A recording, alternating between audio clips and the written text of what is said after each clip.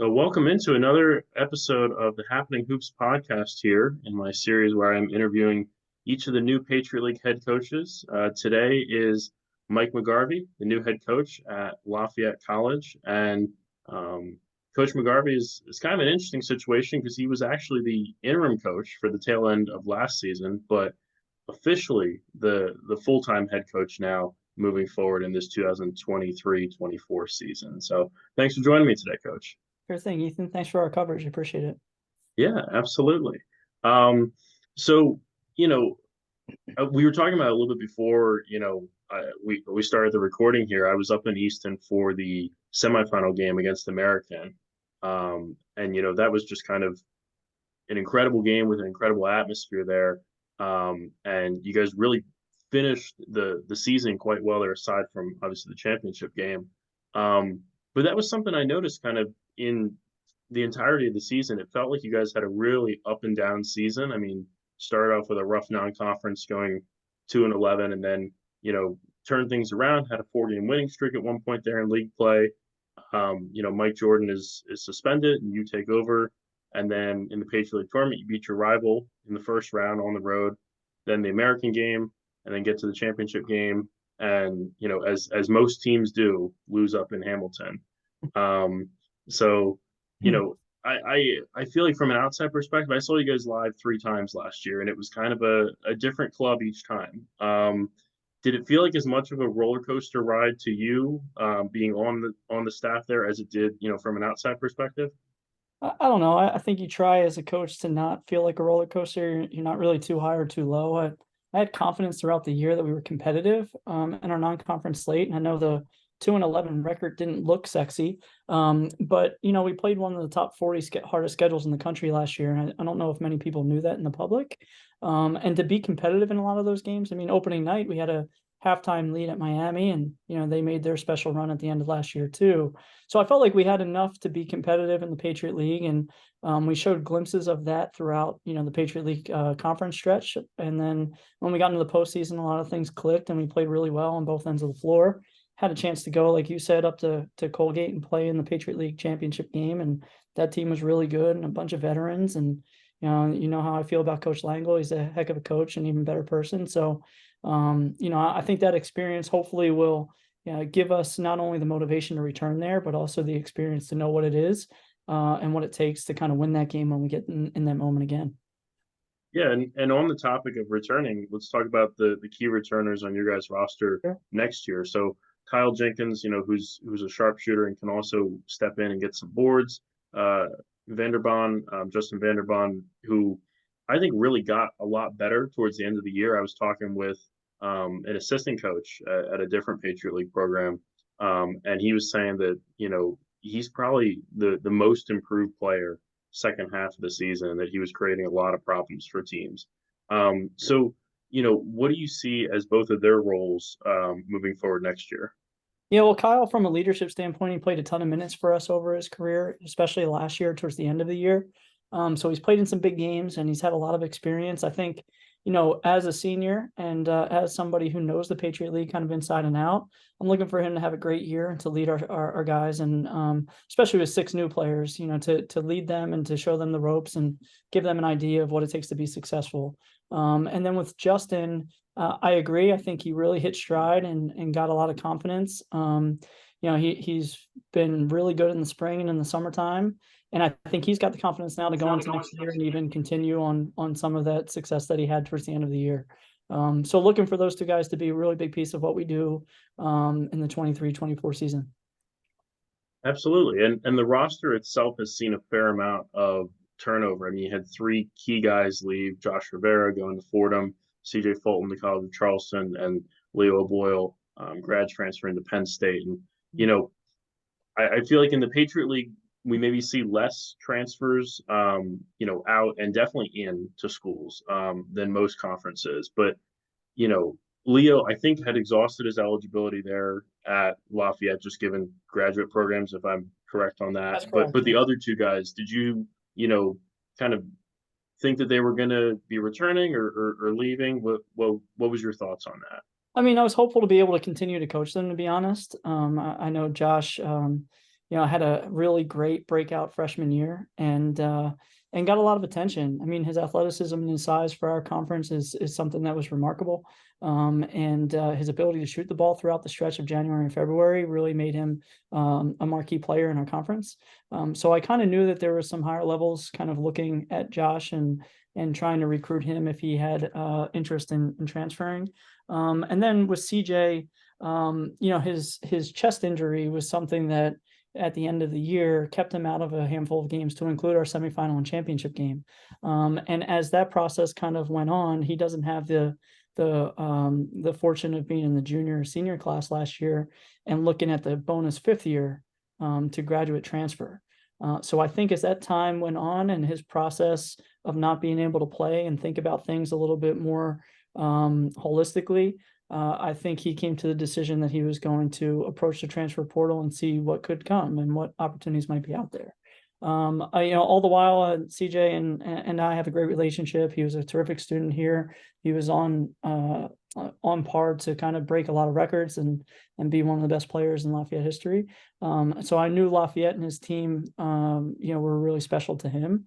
But he had an opportunity to go and transfer, and that's what he decided to do. So it will be a little bit different, and those guys will find success, I know, in their future basketball endeavors as well.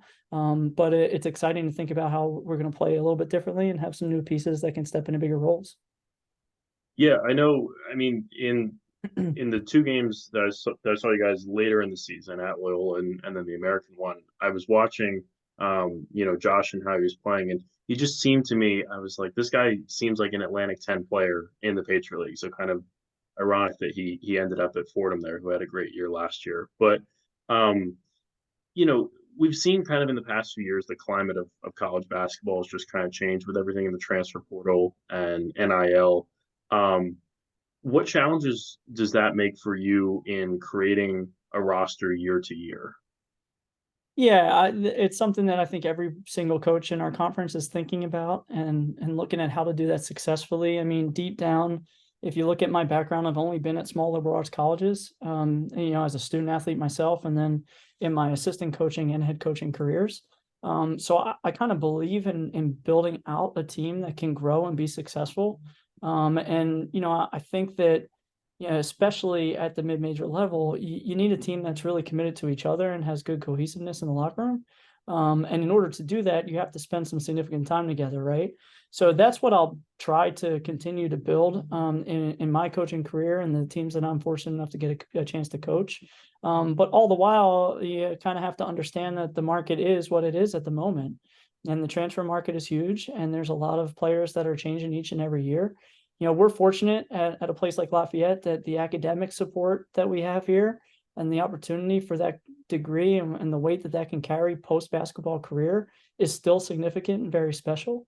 And we have an alumni support group that it really cares about our players. So with that combination of things, I think we can do the first part of what I was talking about and build out a program over 4 years, get older together and have that cohesiveness to go compete for championships. But at the same time, understanding there might be a transfer or two that are in the mix that when they come to us have a second chance to be really successful. And if you look at last year, Justin Vanderbond, who you mentioned, is a transfer Yep. for Boston College, and TJ Berger, who played significant minutes and was a integral part of our stretch run, was also a transfer. So that balance is going to be important for us to continue to have really talented student athletes that can help us be successful. Yeah, so along those lines, you have a couple of guys coming in the freshman class. Can you talk about what you saw in them as recruits? Yeah, absolutely. First and foremost, good people, good students, and committed basketball players, right? So we've had a chance to get to know them over the course of the entire year, some throughout the spring and into the summer. But I think the pieces fit, and I feel really excited about the culture that we're building. And then from a talent standpoint, I think we added some depth, we added some length, and we added some shooting ability. And for the majority of the season last year, we were one of the better defensive teams in our conference, even in the non-conference schedule. And then offensively, we had to catch up to that. And I think, adding some depth to point guard, adding some depth to shooting, and adding some length and versatility in our freshman class is really important. And that's what we were able to do this spring. Yeah, the defense was great for you guys. Second last year in the league, only behind Navy, I believe. But looking at the situation that you guys have there in Easton, so you got momentum from this run at the end of the year, making it all the way to the Patriot League title game. And as you mentioned earlier, you've been on staff at Colgate, under Matt Langle, who has just kind of run the league for the past 4 or 5 years here. Um, is it really as simple as just reloading and getting your guys in? Like, do you already have the blueprint between making it to the title game and taking the Langle secrets with you, or is it something else? Well, I'm super hopeful that we can expedite that, but that his process is proven to work, and it takes genuine relationships. It takes a lot of committed hard work, and I was able to kind of replicate a little bit of that at Lycoming as well. And once the players believe in each other and believe in what we're doing, then you can have a lot of success. And to me, that's kind of as simplistic as it gets in the secret sauce, so if you will, that Colgate has proven works so well. But yeah, I think it can be expedited a little bit here. Location, geographically, we're in a really good spot. An hour from Philadelphia, an hour from New York City. We've got an airport right here in Allentown. Recruits and families can get in and out, especially in the Mid-Atlantic. If you take a look at our roster, we've got the majority of our players are coming from the Mid-Atlantic region, mostly in that Philadelphia area. But we've got Devin Hines from Florida, and we've got John Brantley from Detroit, and we've got a couple international players that are going to join us next year, and in Macedonia and Ukraine. So we have the best of both worlds in being able to do that. And so if you're going to speak it into existence, if it's plug and play, and we can have the success Colgate had, I'm on board for that. Well, I think pretty much everybody would sign up for that. So last one here for you. The full schedule isn't out yet, but I saw that you guys are already announced that you're playing in the Cathedral Classic at Penn. And how did you get involved in that, and what kind of opportunity is that going to be for you guys getting to play at such a historic venue there? Yeah, I think it's going to be a great experience for the players. Being in Philadelphia, we've got a lot of Philly ties in our staff as well. But to play at a place like the Palestra and to do it 3 days in a row was really exciting. So when that opportunity came along, me being the basketball geek I am and the Philly native, I was like, we can't pass up on a situation like this. And to play against Penn at the Palestra will be special, but also to play Monmouth, who is regional, and then Belmont, who's had a lot of success at the mid-major level, I think it's just going to be an experience that we could not say no to. And hopefully it will provide a kind of a great history lesson for our players, but also propel us well into what will be Patriot League play, a month after that, which will be exciting too.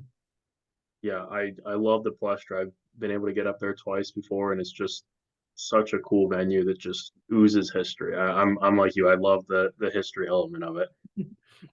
So this has been Coach Mike McGarvey on the Happening Hoops podcast here.